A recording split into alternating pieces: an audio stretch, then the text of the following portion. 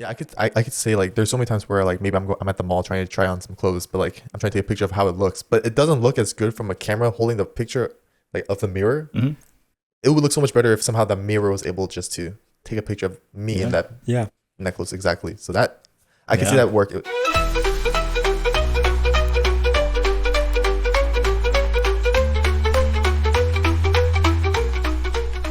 Welcome everyone to the Pample Pod, the show with candid conversations and creative chaos. I'm joined here by Eugene Hi. and Michael. Hey, how's it going? And today we've got an interesting question, one that's been on my mind since I was traveling a lot a few weeks ago. And that is, what can you do with all these in-between moments where you're maybe in line for 10 minutes or you're riding a bus for 20 minutes? Just these little bits that kind of fill up the day between like the nominal activities. I just kind of wanted to explore like what we each do and kind of how should these moments be spent? Can something useful be done with them? To get us started off, how about kind of how common are these? Like what percentage of your day do you think they make up?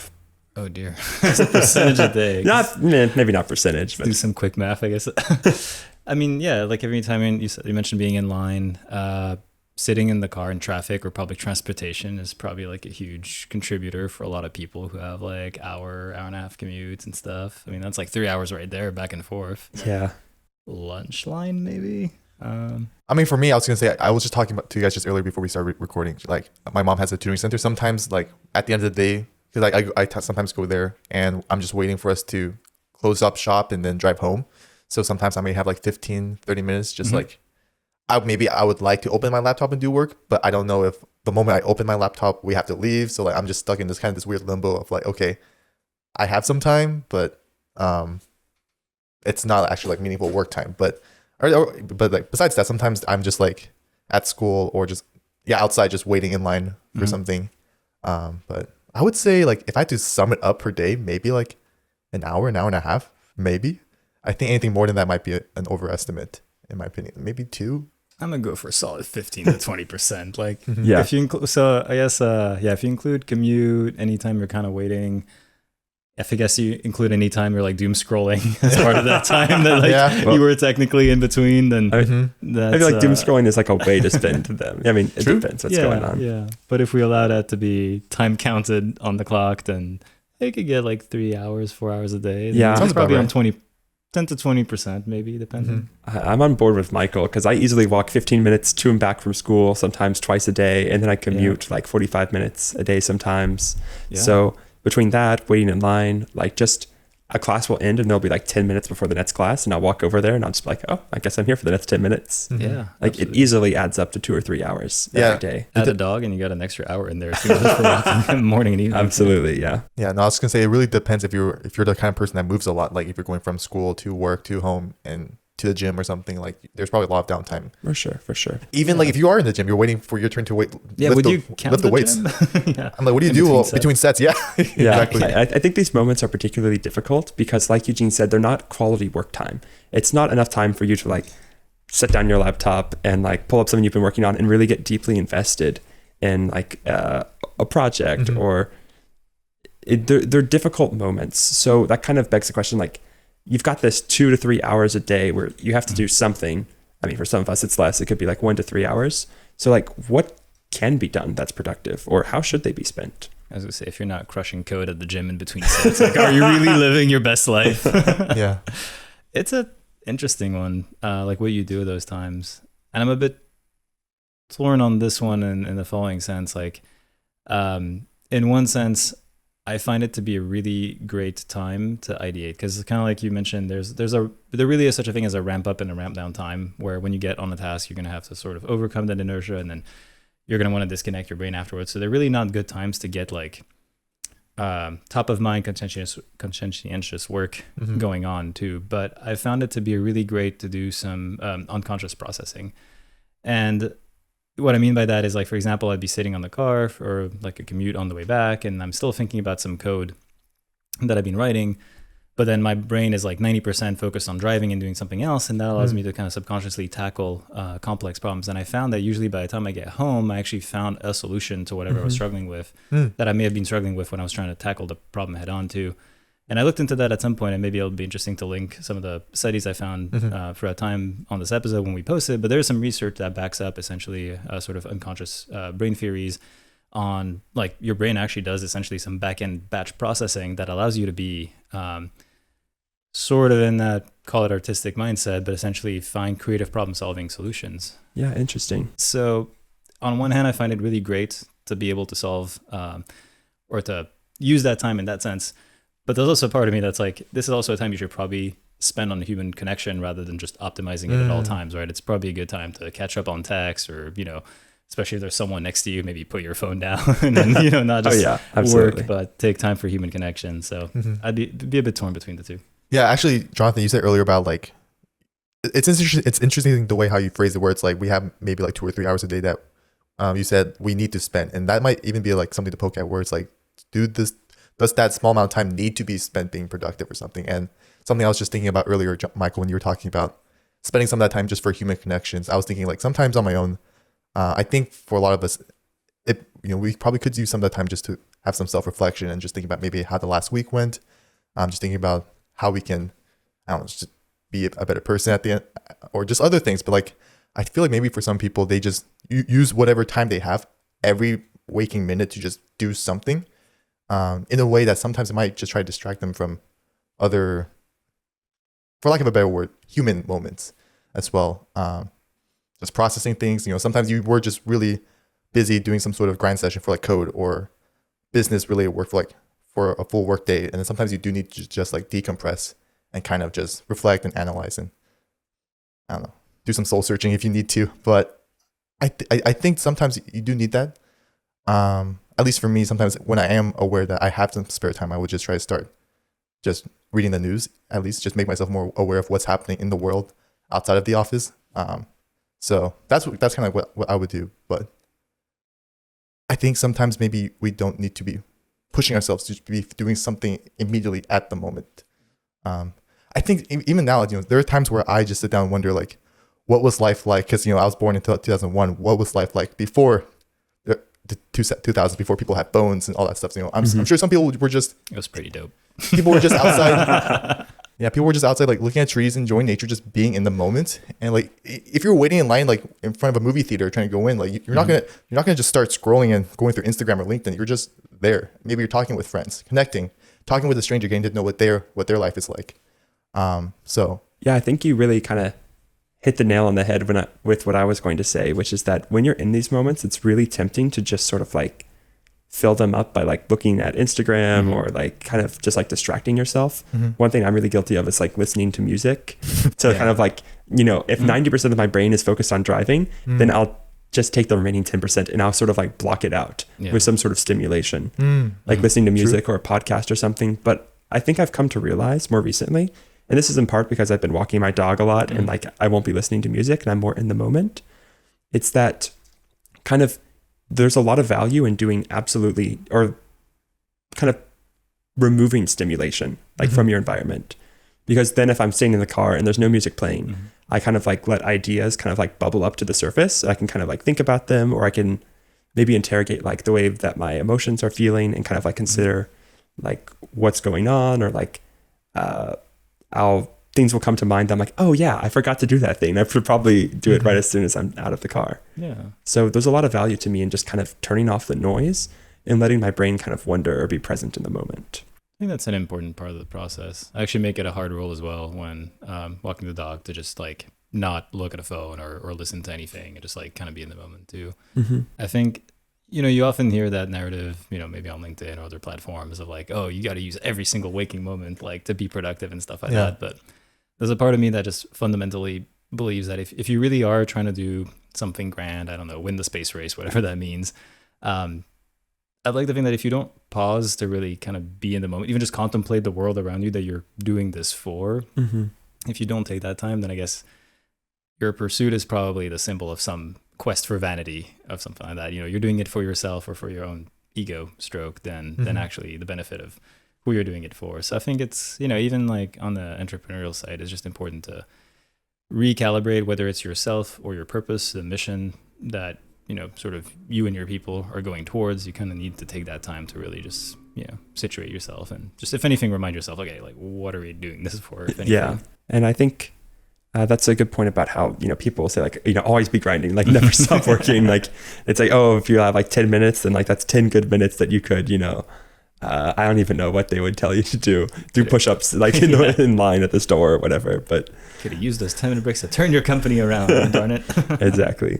To cold email investors or something. But yeah, I think it can be a bit of a trap, and sometimes it's more important just to be kind of mindful or aware.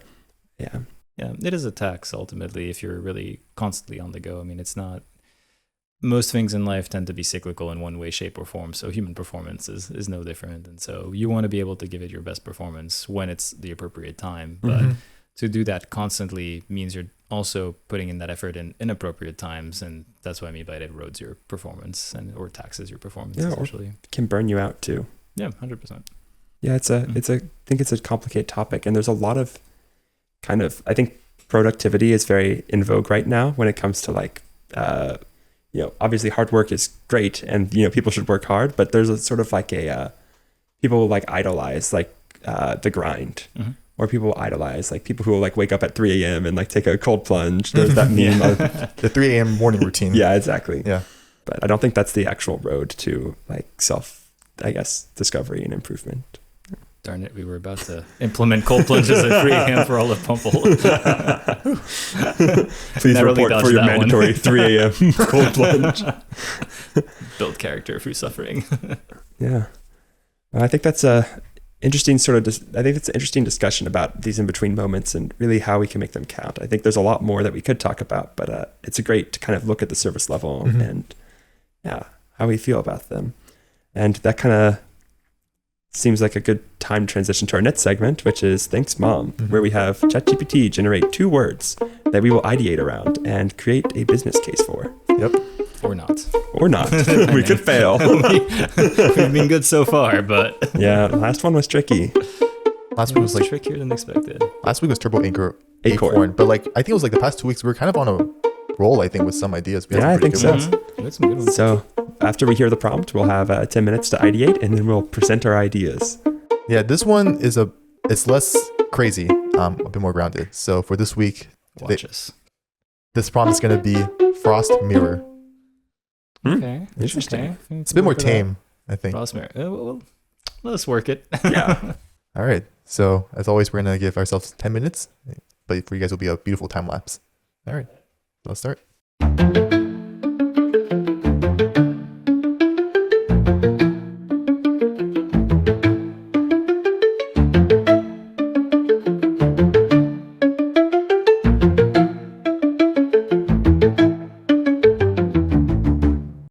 As the host, I will go first.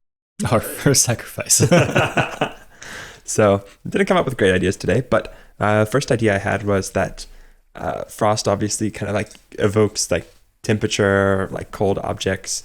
In mirror, you could think about it as like duplication or copying. So I was thinking about some sort of like powder that's essentially a phase change material when you put it with water. So you can take hot water, you mix this powder with it, and then you can cast it into an object, or you could make a cast of an object.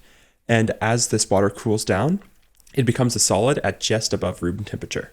So like you start with boiling water and then it like solidifies. And you could use this, for example, like if you have a cast of an object, you could use this to very easily like duplicate it or like create a physical copy of it.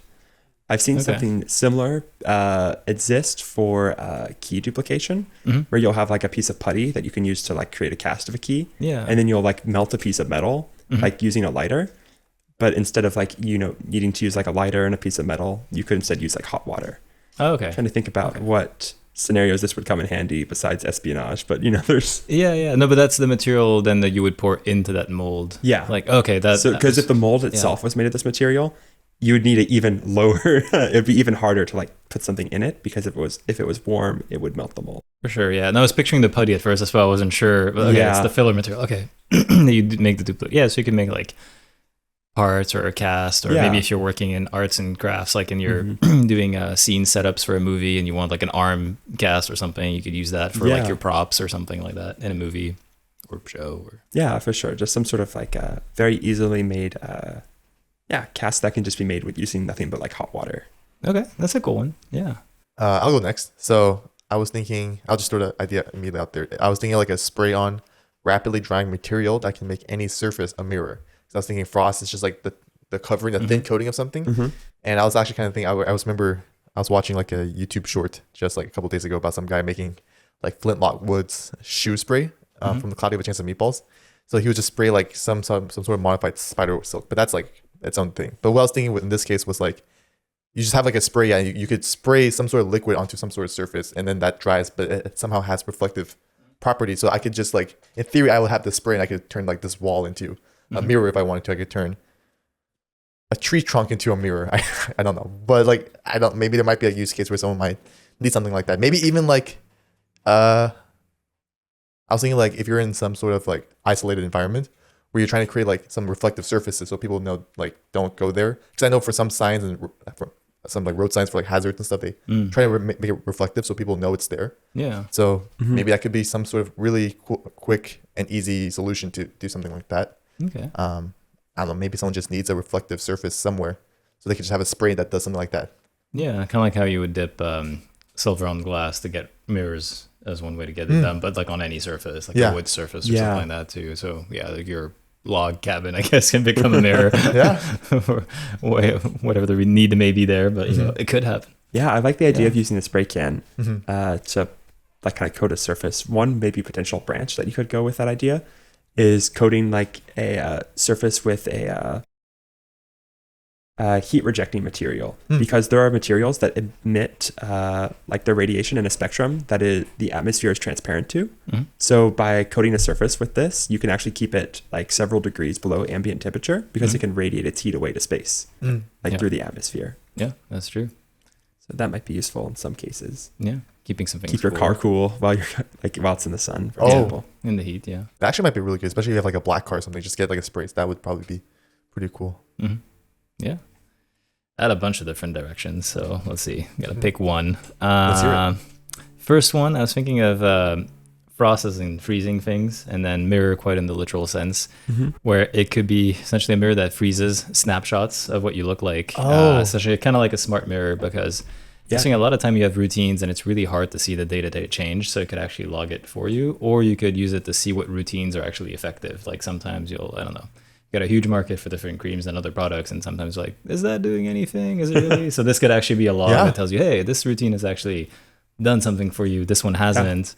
So that could be maybe like a nifty tool that could do something like that. Yeah, I could say like there's so many times where like maybe I'm at the mall trying to try on some clothes, but like I'm trying to take a picture of how it looks, but it doesn't look as good from a camera holding the picture like of the mirror. It would look so much better if somehow the mirror was able just to take a picture of me in that clothes exactly. So that I can see that work, and especially when you talk about like how, I don't know, like how maybe a person can change over time. Maybe for some people who who are trying to go through some like weight loss program, even that might be really good, or even just bulking as well. Like having a mirror that can record some sort of log like that might be really cool. Exactly, both cases adds motivation. You can notice progress, or highlights the progress. Yeah, that's you been can made. look back at how you. It's like those videos that's like one photo a day. And like time lapses. Exactly. Yeah, and it does it very easy. Although I do like your comment on the mall, because I'm thinking like now different, but if it could freeze, I guess, you in whatever you're trying on. But if you could have, it basically looks at how the thing fits you, and then it can recommend the other clothes in the store or in the rest of the mall that would have the same fit. That would be pretty clutch. That would be really cool if the store could like be your own tailor or something. Like it could it's like, hey, these pants fit this way, here's all the other brands that would fit this way, so you don't have to go hunting for it, because that is pretty annoying. If they can specify what aisle and stuff, that would be really clutch too. We just talked about all those in-between moments that we could optimize or not. Well, this could be one. This would unironically be really good. Yeah. Nice. That actually is a good idea for sure. That's a great idea, Michael. Thank you. Thank you. I'll try my best. Swinging for the fences. Got 3 more. Hang on. For sure. Okay. My next one is very simple, which is, well, you have decorative frosted glass, so why not decorative frosted mirrors? So it's just like taking a mirror and etching it to, I don't know, be more visually appealing and interesting. Like this is sort of falls into the category of like an art installation, or more so like consumer art. Yeah. But I could see that. I'm sure those exist already, but maybe there's a good way to scale it, or have custom designs that people can order, so they can like order a mirror and they can upload like a Their vector own image design. and get whatever they want sketched on it. Yeah. That'd be pretty cool. Yeah, get some custom like mirrors and stuff. I was thinking, so my second idea, at least for here, I'm not sure how feasible this would be, but I was thinking some sort of like emergency survival item where, like, if you're stuck in some sort of snowy mountain, you can use the snow around you to create like a mirror to somehow attract planes that are coming nearby if you're somehow stranded, like Mount Everest or something. Because I know I was just thinking like snow on its own is pretty reflective. So I was thinking maybe you can lean into that somehow. I don't know if maybe you can go down like the powder route that you were going with, Jonathan, where maybe you have some sort of powder or something on you that you can mix with snow or something to make it really reflective.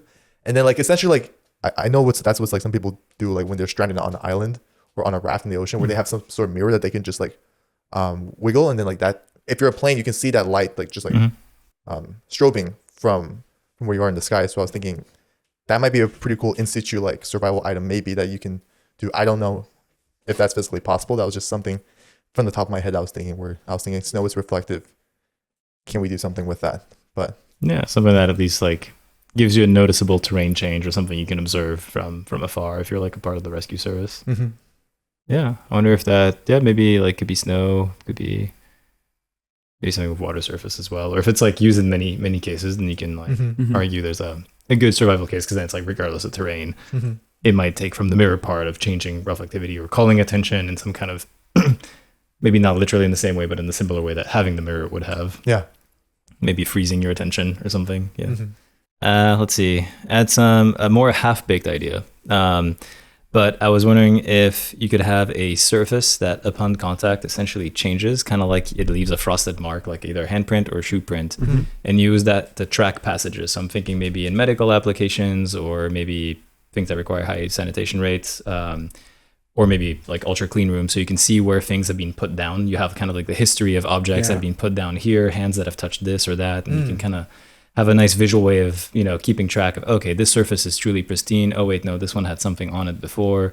Maybe based on the shape, you can kind of recognize what it was and whether it's compatible or not. And so that could be an interesting work. So then you like press a button, reset it, maybe passes a low voltage through it and just resets your table or countertop or floor, whatever maybe you're looking for foot traffic in like a kitchen or something, or operating room. So I was immediately thinking you could do some forensic stuff with that maybe, if you take it in a certain direction. But I don't know. That definitely sounds really interesting for sure.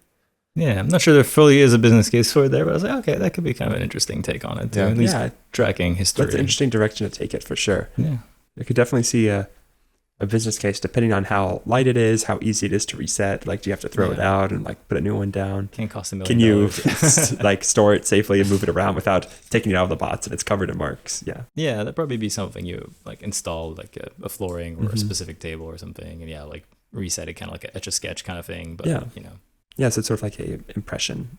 I wonder if there is like impression paper or something that like you have thermal paints essentially is kind of what the inspo was with quantum dots. Essentially you put your hand to leave the thermal mark, but that dissipates over time and it's thermal based, whereas you may have a cold object that you want to put in or something that's at room temperature and that wouldn't really leave much of a mark, whereas here, so it's more like contact based than it is maybe a pressure sensitive quantum dot solution. Essentially, as you press on the surface, light refracts differently because of the added pressure. You're changing the crystal orientation maybe of that, whatever's in that paint, or the nanotube orientation. Well, for my final idea, I was thinking about the dew point and sort of like how water will collect on blades of grass in the morning. I was thinking, I wonder if there's some sort of way to take that principle and like apply it towards like a sort of survival gear situation. So maybe you could have some sort of like it's almost like a carpet, but it's like a patch of material that has a bunch of very small blades, and it's either like shaded or maybe it has that thermal paint that allows it to reject heat like past the atmosphere, and that way it'll like collect water on all these little blades, and it's optimized to like collect as much water as possible. And you'd have to definitely do some sizing to figure out, okay, how big would that actually have to be able to like provide water for a day. But it could be an interesting way to get water just from the moisture in the air. For sure. Yeah, someone beat us to it, unfortunately. Really? But that is a thing. Yeah. Okay.